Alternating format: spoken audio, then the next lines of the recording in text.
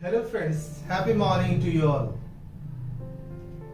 मैंने सुना है दोस्तों, क्यों परेशान है बंदे, दर्द से क्यों करा रहा है।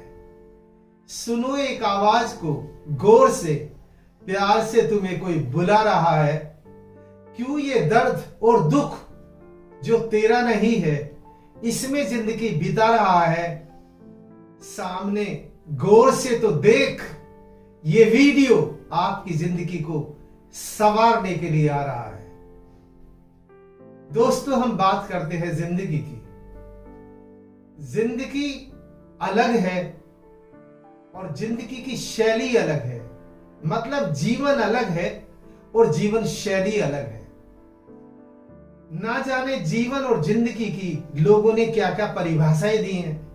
कोई कहता है जिंदगी संघर्ष है, कोई कहता है जिंदगी युद्ध का मैदान है, पर रियलिटी में जिंदगी क्या है। दोस्तों, जब हम इस दुनिया में आए थे तब एक घटना घटी थी जिसे हम जन्म कहते हैं, और जब हम इस दुनिया से जाएंगे तब भी एक घटना घटेगी जिसे हम मृत्यु कहते हैं।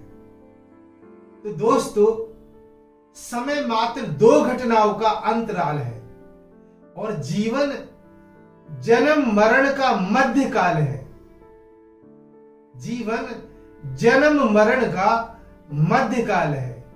जिंदगी क्या है, ये तर्क का विषय नहीं, ये तो बस केवल अनुभूति या शब्दों का माया जाल है। इसलिए दोस्तों, जीवन एक अनुभूति है, अच्छी सोच की, अच्छे शब्दों की, अच्छी आदत की, अच्छे एक्शन की। जब हम अच्छा सोचते हैं तो उससे अनुभूति होती है। हम अच्छा बोलते हैं तो भी अनुभूति होती है।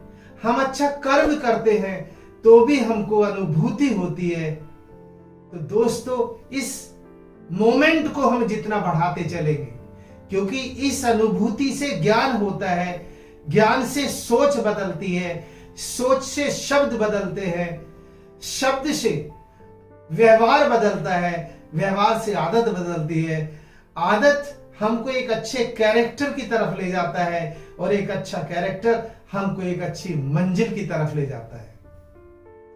दोस्तों, जीवन में हारना, लोग कहते हैं कि वो जीवन में जीतते हैं या हारते हैं। जीवन से हारना असफलता है या सफलता है? आप सब यही कहना चाहेंगे असफलता है। असफलता सुख है या दुख है? अच्छा दोस्तों, आपने सुना होगा कि सुख और दुख साथ साथ चलते हैं। हमने सुख को तो साथी बनाया है, पर दुख को साथी नहीं बनाया। आज से दुख को भी साथी बना लेते हैं। ये दुख क्या है? एक परिस्थिति। जैसे ही परिस्थिति आती है, हम तो इतने इंटेलिजेंट हैं कि परिस्थिति आने से पहले ही उसके बारे में सोचने लगते हैं। कहने का मतलब दुख को बुलाने लगते हैं। अब आपको दुख को नहीं बुलाना है, जैसे ही परिस्थिति आए बस उसको एक्सेप्ट करना है, एप्रिशिएट करना है और उससे भी लव करना है। क्योंकि जब हमने सुख को साथी बनाया है तो हमको दुख को भी साथी बनाना है। जब ये साथी बन जाएगा, ये परिस्थिति साथी बन जाएंगी, तो ये हमारा कुछ नहीं बिगाड़ पाएंगी। तो परिस्थिति जब आती है तो उसमें एक मंत्र का हमको जाप करना चाहिए। मंत्रों का जाप क्यों किया जाता है? इसलिए किया जाता है कि जिससे हमारे अंदर शक्ति का संचार हो, हमारे अंदर शक्ति आए, या हम उस परम पिता से जुड़े, उस भगवान से जुड़े। उसी के लिए मंत्रों का जाप किया जाता है और मंत्र बने हैं। मंत्र कब काम किया जाता है? मंत्र कब काम करता है? जब मन के अंदर त्राही त्राही मची हुई हो, फ्रस्ट्रेटेड मन हो, डिप्रेस्ड मन हो, तब उस मंत्र का प्रयोग किया जाता है। इसलिए मैं इसको एक उदाहरण से स्पष्ट करता हूं। एक बार एक राजा था, उसके राज्य काल में सब खुशी रहा करते थे। जो भी भिखारी थे वो भिखारियों को भी खुश रखा करता था। एक दिन एक भिखारी राजा के पास आया।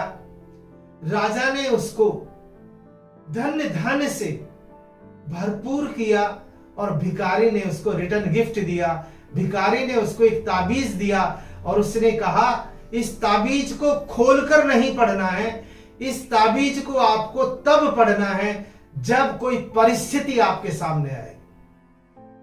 राजा उस ताबीज को गले में पहन लेता है और उस भिखारी की बात को याद कर लेता है।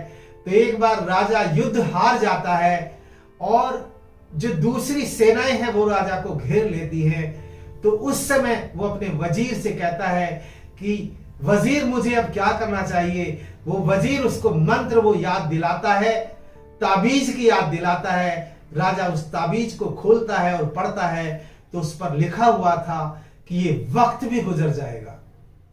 तो दोस्तों, ये स्टोरी क्या कहती है? ये कहती है हार हो या जीत हो, बस हमको आगे बढ़ना है। यही मंत्र है। परिस्थिति हो या स्थिति हो, हमें अपनी स्थिति को मजबूत करना है। ये स्थिति तब ही मजबूत रहेगी कि जब हम जिंदगी में आगे बढ़ते रहे। परिस्थिति आए तो उसे एक्सेप्ट करें, क्योंकि समाधान तो हमको ही तो करना है। ये समाधान किससे होगा? अच्छी सोच से होगा। जैसे ही परिस्थिति आए उसे एक्सेप्ट करें, उसे अप्रिशिएट करें, उससे लव करें और फिर हम आगे बढ़ते चले जाएंगे। यही दोस्तों एक तरीका है आगे बढ़ने का। दोस्तों, thank you so much for listening to me.